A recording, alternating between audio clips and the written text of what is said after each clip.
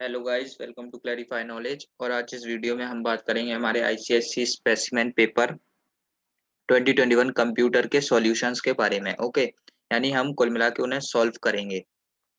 तो आगे बढ़ने से पहले मैं आपको बता दूं कि अगर अभी तक आपने हमारे चैनल को सब्सक्राइब नहीं किया है तो आप उसे जरूर से जरूर सब्सक्राइब कर लें और बेल आइकन को प्रेस कर दें, जिससे हमारी जो नई वीडियोस हैं वो आप तक जल्द से जल्द पहुंचती रहें। और हमारी वेबसाइट पर भी विजिट करें, जिधर से आप इजीली हमारे नोट्स को डाउनलोड कर सकते हैं। और वेबसाइट की लिंक है वो आपको डिस्क्रिप्शन में प्रोवाइडेड रहेगी। ओके, तो चलिए शुरू करते हैं। तो देखिए, इसमें हम पढ़ेंगे आज आईसीएससी स्पेसिमेन 2021 पेपर की थ्योरी पार्ट के बारे में, यानी जो हमारा सेक्शन है उसे करेंगे आज हम सॉल्व। और पार्ट 2 जो हमारा आएगा उसमें हम सॉल्व करेंगे हमारे प्रोग्रामिंग वाले क्वेश्चंस को। तो आज इसमें पूरा सेक्शन है को कंप्लीट करेंगे जो 40 मार्क्स का आपका आता है। ओके, और आईसीएस जो स्पेसिमेन पेपर हैं वो लगाने काफी जरूरी भी हैं, क्योंकि उनसे जो पेपर फॉर्मेट है वो आपका एकदम क्लियर हो जाता है और आपके लिए काफी अच्छे भी रहते हैं वो। ओके, तो चलिए शुरू करते हैं। तो क्वेश्चन 1, तो इसमें सबसे पहला पार्ट है, A part, name any 4 tokens of Java. तो देखिए, कोई 4 टोकन्स जावा के, तो अब देखिए ये तो बहुत से हैं। टोकन्स क्या होते हैं? टोकन्स हमारी होती है smallest unit of a program. Smallest unit of program, ठीक है। यानी आप कोई भी पर्टिकुलर कोई कोड लिखते हैं तो उसकी जो स्मॉलेस्ट यूनिट है, हर एक यूनिट स्मॉलेस्ट यूनिट है हमारी टोकन। ओके, तो name any 4 tokens of Java, तो इसमें हमारे होंगे, जैसे आप कह सकते हैं व्हाइल, फॉर, और you can say int, double, ये हमारे हो सकते हैं टोकन्स। एज वेल एज अगर आप एक आइडेंटिफायर भी लिखेंगे जैसे सम, तो वो भी एक आपका टोकन ही होगा। Okay, then give the difference between actual parameters and formal parameters.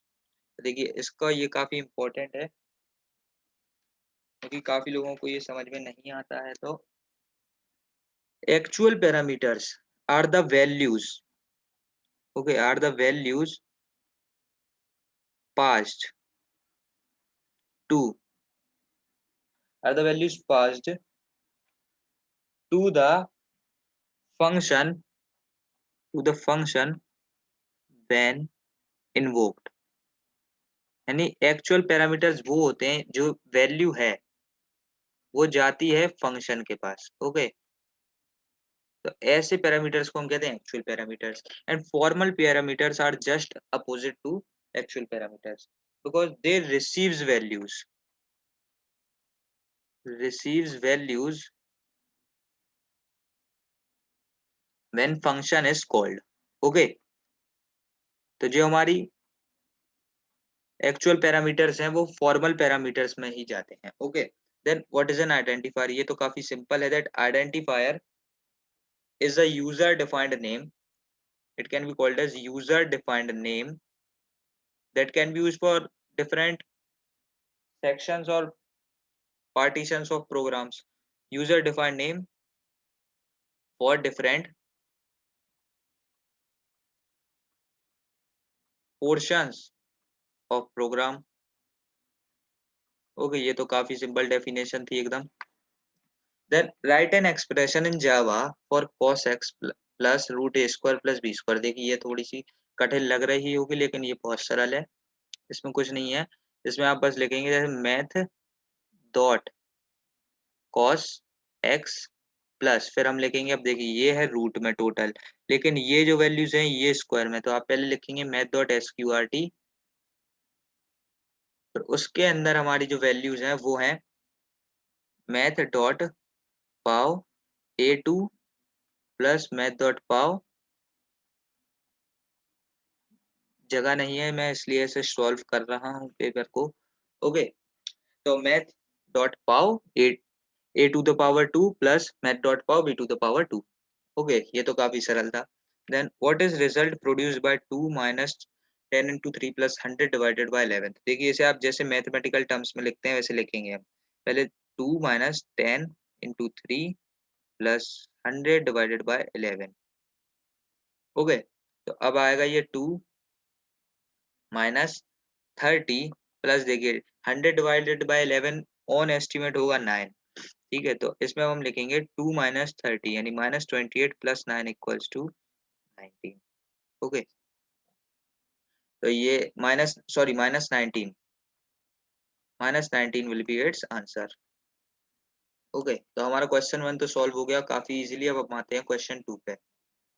तो question 2, what's the difference between local variable and instance variable? तो देखिए, लोकल वेरिएबल जो हमारे होते हैं वो होते हैं हमारे variables declared inside any block, inside any block. अब देखिए, ब्लॉक का मतलब जैसे कोई मेथड के अंदर या कंस्ट्रक्टर के अंदर उनका जो वजूद होता है, यानी इनकी जो एग्जिस्टेंस होती है, existence is inside class only, is in inside class only. Okay, whereas instance variables are declared inside a class but outside any method. Okay, यानी जो हमारे किसी भी प्रकार के किसी ब्लॉक में नहीं होते हैं, ये सीधी क्लास के अंदर होते हैं और हर ब्लॉक से बाहर होते हैं। ओके, देन और हाँ, ये जो इनकी जो एक्सेसिबिलिटी है वो पूरे क्लास में रहती है, किसी भी ब्लॉक में आप इनका यूज कर सकते हैं। Then part 2, int x equals to 20 and y equals to 10। तो देखिए z, इसकी वैल्यू कैसे निकालेंगे? सिंपली यहाँ हुआ है प्री इंक्रीमेंट, तो हम 21 लिखेंगे और 21 इंटू यहाँ देखिए यहाँ हुआ है पोस्ट इंक्रीमेंट, तो पहले तो हम 10 ही लिखेंगे, लेकिन फिर बाद में हम लिखेंगे रिड्यूस्ड वैल्यू y की, तो ये होगा 21 इंटू 10 माइनस 9, तो ये होगा 201, 10 माइनस 9 तो हो जाएगा 201 answer. Okay, now C part, what is the purpose of default in a switch? तो देखिए, डिफॉल्ट हमारा जब यूज होता है जब हमारा कोई भी केस ट्रू ना हो, तो हम एक डिफॉल्ट में एक कोई मैसेज दे सकें। तो इसकी आप डेफिनेशन ऐसे बना सकते हैं, that default is used when none of the cases are true. Okay, और इसी को अगर आपको और अच्छे से लिखना है तो आप यहाँ लिख सकते हैं, जैसे कि is used when, is used for performing a task, ऐसे भी लिख सकते हैं, for performing a task, performing attacks when none of the cases are true. Okay, then give the difference between linear search and binary search। अब देखिए, अगर आपको पता हो तो लीनियर सर्च में जो होता है उसमें हमारा कोई भी जो हमारा कलेक्शन है उसके शुरू से लेके एंड तक सर्चिंग की जाती है, लेकिन जहां हमारी बाइनरी सर्च की बात करें तो उसमें बार बार मिडल एलिमेंट से ब्रेक किया जाता है। तो ओके, तो लीनियर सर्च को तो आप सिंपली बोल सकते हैं that in linear search it finds element in the list by searching the element by searching the element until it is found। Okay, until it is found। लेकिन अगर आप बात करें बाइनरी सर्च की, तो इट ब्रेक्स डाउन और you can say finds the middle element recursively.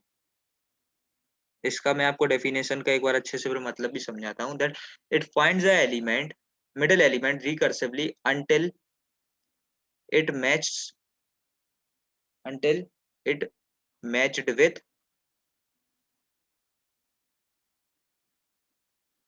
a searching element। ठीक है, यानी इसका मतलब ये है कि देखिए, अगर हमारे पास ऐसा कोई एक वो हो, तो देखिए अगर हमने इसे बीच में यहाँ पे अभी ब्रेक किया M1, ठीक है, तो और इस साइड हमारी जो कंडीशन है वो ट्रू हो रही है, तो हम यहाँ पे फिर से ब्रेक करेंगे और इसमें हम लगाएंगे इसे M2, तो फिर हम यहाँ और यहाँ में चेक करेंगे और यहाँ होगा तो हम यहाँ पे फिर से तोड़ेंगे मिडिल के लिए।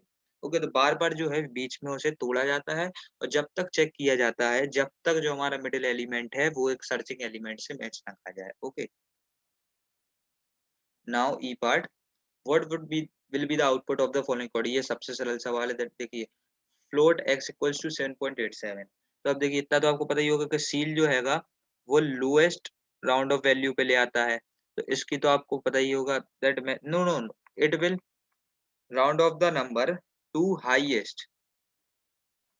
ओके, तो यहाँ पे तो ये आ जाएगा 8.0 और ये ले आता है फ्लोर हमारा लोएस्ट पे। इसे तो आप ऐसे समझ सकते हैं, देखिए जैसे ये फ्लोर है, फ्लोर आपका नीचे होता है और हमारा जो सील है, सीलिंग, ओके, ये आपकी होती है ऊपर। तो ऐसे आप इसे इजीली समझ सकते हैं। तो ये ले आएगा हमारे नंबर को 7.0, यानी सबसे कम, राउंड ऑफ कर देगा सबसे कम पे। ओके, नाउ क्वेश्चन 3, ये थोड़ा सा लेंथी क्वेश्चन होता है क्योंकि ये 20 नंबर का रहता है और काफी इंपॉर्टेंट भी रहता है। Sorry.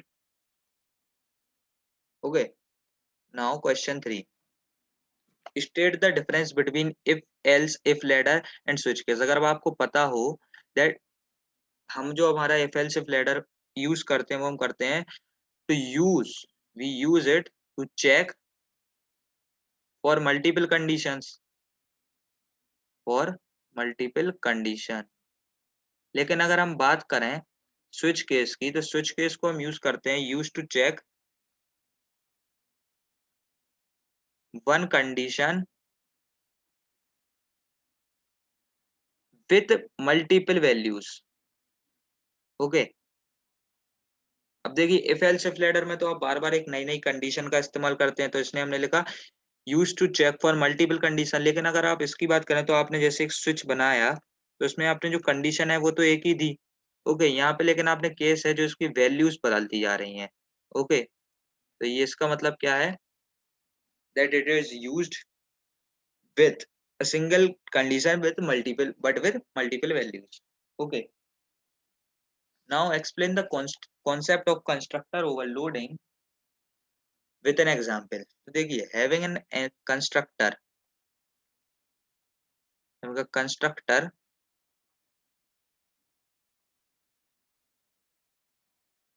Of different parameter list, यही तो होगा हमारा constructor overloading. Having a constructors of different parameter list is known as constructor overloading. ठीक है, तो इस एग्जांपल में आप ऐसे दे सकते हैं, जैसे डेमो क्लास है आपकी एक, क्लास डेमो, इसमें आपके काफी सारी ये बने हुए हैं, जैसे इंट ए, ओके, फिर इसमें है, फिर है एक और डेमो इंट बी, इंट सी। तो ये आपका क्या है, देखिए आपका एक ही उस पे देखिए कितने सारे वो हैं, depending on the type of parameter list. ठीक है, तो ये तो काफी सरल था। ओके, नाउ अब ये आ गए हमारे आउटपुट बेस्ड क्वेश्चंस।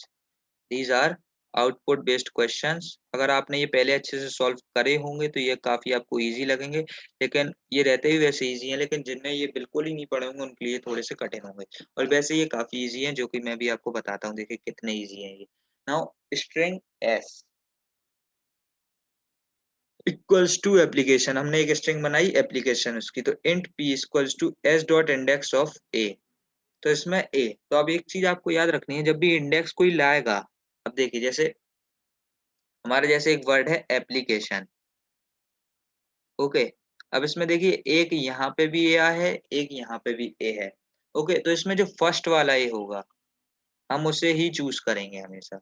ओके, तो इसका इंडेक्स आप बता दीजिए, इसका इंडेक्स है 0, क्योंकि इंडेक्स जो है वो 0 से शुरू होता है। तो पी का जो हमारा प्रिंट आउट आएगा वो आएगा 0, और system dot out dot print L N P plus S. Okay, तो इसमें तो ये देखिए काफी सिंपल है, that it will equals to 0 और यहाँ पे प्रिंट हो जाएगा एप्लीकेशन। ये तो काफी सिंपल था।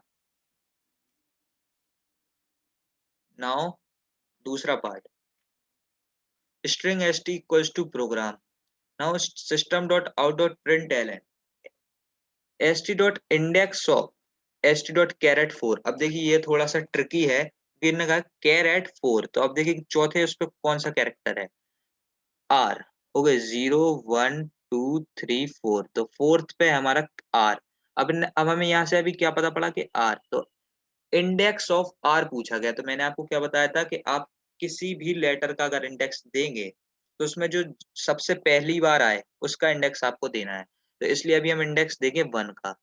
ठीक है, तो इंडेक्स ऑफ आर इज 1, तो यहाँ पे वैल्यू हम जो प्रिंट कराएंगे वो आएगी 1। ओके, ये भी काफी इजी था। Now third part, int A equals to 0 if a is greater than 0 and a is smaller than 20। तो अब देखिए यहाँ पे अगर आपने ध्यान दिया हो तो a 0 है, तो ना ही वो ये कंडीशन को सेटिस्फाई करता है, ना ही इस कंडीशन को सेटिस्फाई करता है। ओके, तो इसके तो कोई वो ही नहीं है, तो इसमें ये वो जाएगा, तो एल्स a माइनस माइनस, तो इसमें ये कितना हो जाएगा, 0 से आप माइनस माइनस हटाएंगे तो हो जाएगा -1, तो यहाँ प्रिंट आउट आएगा हमारा -1। Okay, now part fourth. अब इसमें है हमारा int a equals to 5, b equals to 2 and c if a is greater than b true and a is not equals to b true. तो देखिए अब यहाँ पे आता है c is equals to plus plus A, तो देखिए pre increment हुआ तो हम सीधी डायरेक्ट वैल्यू रखेंगे तो 6 रख देंगे, प्लस माइनस माइनस भी तो हुआ प्री डिक्रीमेंट, यहाँ पे भी डायरेक्ट वैल्यू रखेंगे तो आएगा +1। ओके, ये आ जाएगा 7। ओके, तो अब यहाँ पे system dot out dot println, तो इसका प्रिंट आउट कुछ आएगा 7, फिर स्पेस छोड़ना पड़ेगा तो इसलिए आएगा 7 6 एंड 1, ऐसा कुछ। ओके, नाउ क्वेश्चन 5, तो इसका भी काफी सरल है ये पार्ट, और अब मैं चाहता हूँ कि आप इस पार्ट को खुद से एक बार ट्राई करें, बाकी मैं इसका जो सॉल्यूशन है वो आपको डिस्क्रिप्शन जो कमेंट बॉक्स में दे दूंगा, लेकिन मैं चाहता हूँ एक बार आप इस पार्ट को खुद से सॉल्व करके देखें। ओके, तो अभी हम इस पार्ट को यहाँ लीव कर देते हैं। Now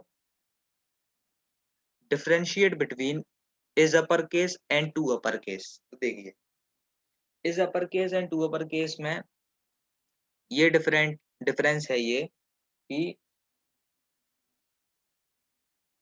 it is use to